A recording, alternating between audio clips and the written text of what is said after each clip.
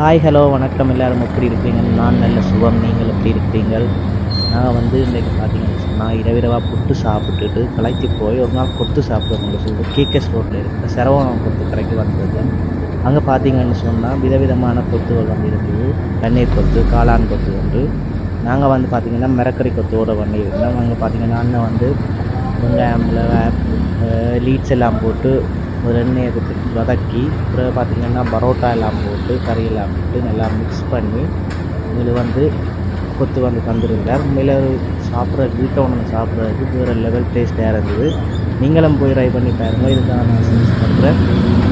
நல்ல ஒரு கொத்து அஞ்சவனப்பாதி முருகன் கோயிலுக்கு முன்னாடி இந்த கடை இருக்குது. கேகேஎஸ் ரோட்லேருந்து பிஓசி வாங்கி பக்கத்தில் கடை இருக்குது. நீங்கள் வேணும்னா போய் ட்ரை பண்ணி பாருங்கள். Thank you so much. பாய்.